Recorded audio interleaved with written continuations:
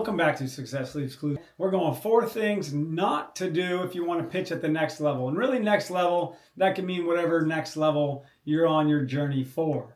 But I put this out on social media and it blew up. First thing to do is let's assume here, we're going high school to college here. So if you're not throwing 86 miles an hour or harder, then continue to develop and pitch and throw strikes and work your body and everything else will come. But once you get into that range where velocity is kind of equal, right? Now, 87 to 94, yeah, of course there's a difference. But once we're in that ballpark, coaches stop caring about the velocity and they start looking at everything else. And so a lot of pitchers knock themselves off out of the running off the coach's recruiting board because of things they can control. Let's fix this here.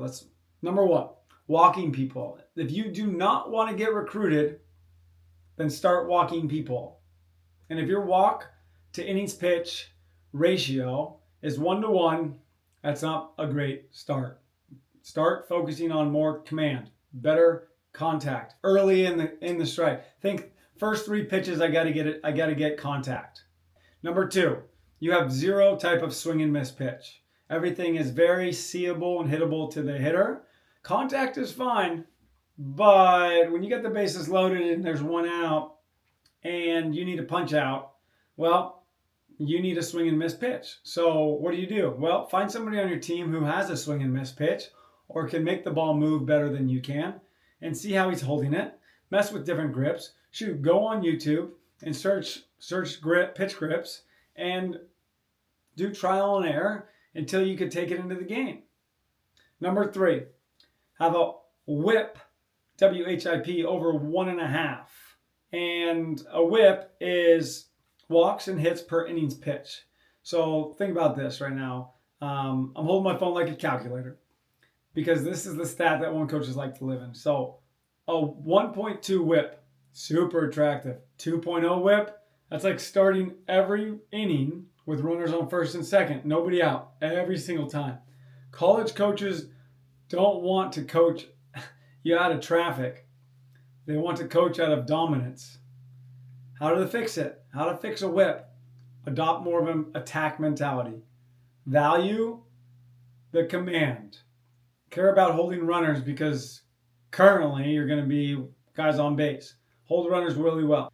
Number 4, your hat falls off every pitch. The biggest turnoff for a coach visually to that. Why? Well, it's not just that the hat, maybe it's too small or you need a haircut. It's not that one. Settle down there. Is your head is usually whacking to the left when you're throwing as a righty.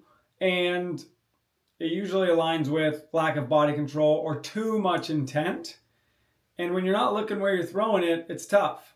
And so how to fix that? Well, maybe a new pitching coach. Dial back the intent a little bit and focus a little bit more on the command. And it's going to be a long journey because that's a tough one to fix. It's like telling yourself to walk different because you've been pitching like that probably your whole life. And here are a couple other things that coaches don't like, by the way. Let's be honest about it. Is coaches don't like when you can't hold a runner. You don't compete like a dog. You melt in the big moments. And you don't like to compete. In between the lines, you get a little stage fright. And you're just half-ass your arm care and your routines, okay? You have to be able to get ahead of this. Be your own best pitching coach. Go get the feedback. Ask the tough questions to your teammates and train like the pitcher you want to become. You avoid these, you're increasing your chances to play at the next level. I'm rooting for you, man. Talk soon.